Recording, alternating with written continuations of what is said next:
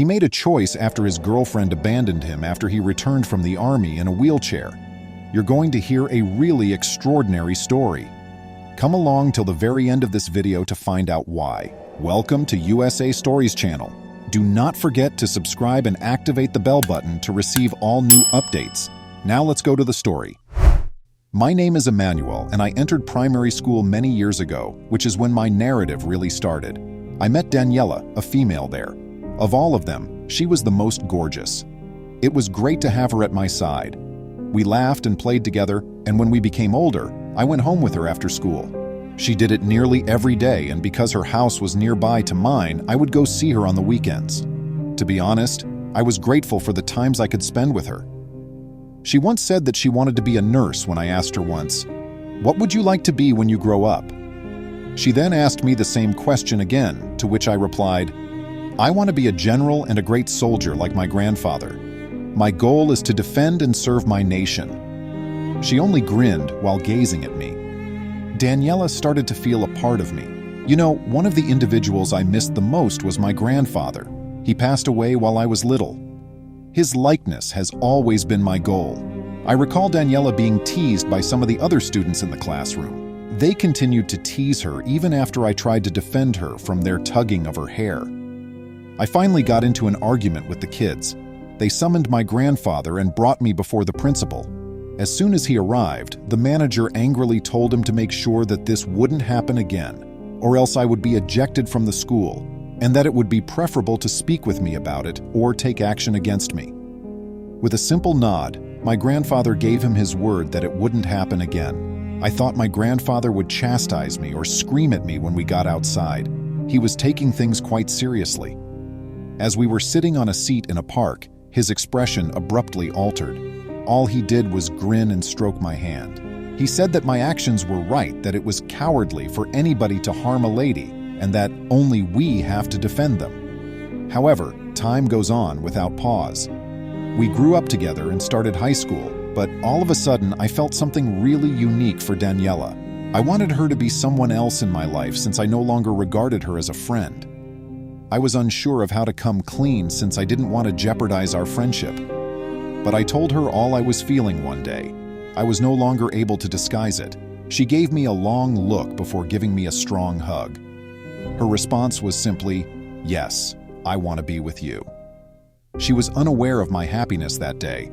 I will always remember that day as significant in my life.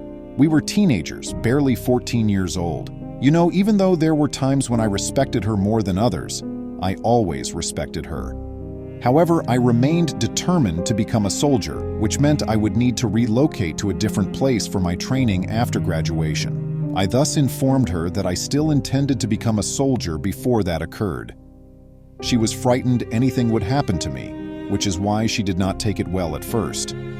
Secondly, she did not want to be apart from me.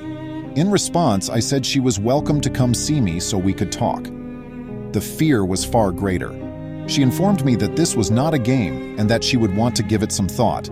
But I wanted to go on. I wanted to help my nation. But to me too, she was everything. I should have listened to her maybe, but I didn't.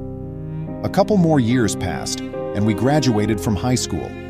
Daniela signed up at the city's university. I opted to become a soldier, whereas she wanted to become a nurse. That day finally came. She went with me to the railway station. She sobbed and gave me a hard embrace. I gave her a hug and a kiss on the forehead. I recall having to be to the military installation the same day at night. Like myself, there were many of boys who aspired to achieve their goals. I got to know a few friends. In all honesty, I was ecstatic. This was the start of my dreams. It was really difficult at first, but with time, I grew accustomed to it. Every weekend, Daniela and my mother came to see me. Of course, I spoke with her on the phone as well, and I messaged Daniela nonstop. I have to say, I really missed her. All was well until the day the thing she feared most occurred. It had happened that day, but I had done it before with no issues. It was rather early. The plan was to board a chopper and do a parachute jump. We did one by one. The final one was me. Everything went smoothly. My parachute opened as it should have, but I lost control due to a powerful wind blow. I hit the ground, and my body let out a few meters of bounce. I was out cold.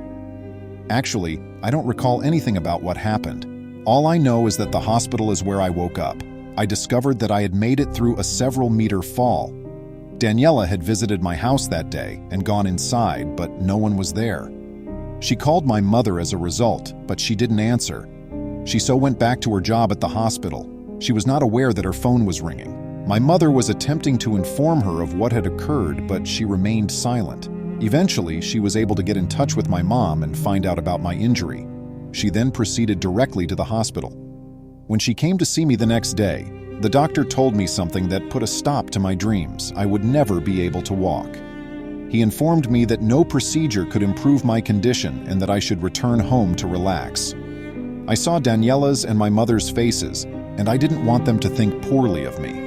I was contemplating the future 2 days ago, and now I was destined for a wheelchair. Daniela used to see me every day, but I soon observed that she was starting to arrive late.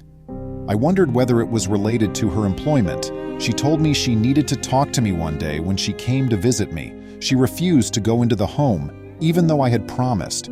She told me she was only stopping over to tell me something and didn't have much time. "Emmanuel, you were a very good man," she said, and I heard every word. "Even though I've known you since I was very little, I believe it's time to say goodbye for good. You're not the man I pictured spending my entire life with, but that was then. Calling me won't go through since I won't answer. That put me in a foul mood. I believed that my life had come to an end. When I tried to get out of the chair and onto the bed one day, I could feel my legs moving with me. I went to the physician and explained the situation to him. Even though he told me that shouldn't be possible, I didn't buy it. When I begged him to send a nurse to try with me every day, I was introduced to Paula, a therapist who gave me the impression that I wasn't a bother. I screamed at her a lot when I was really upset. I told her it was all a waste of time, but she persuaded me that if you truly desire anything in life, nothing is impossible. She gradually altered my perspective on the world. Things do occasionally happen for a purpose. I could finally wiggle my toes one day. It was unbelievable. All of my hard work was paying off, but there was still a long way to go. Paula was a big assistance to me throughout that period, and I experienced a lot of emotion when I was eventually able to take my first steps.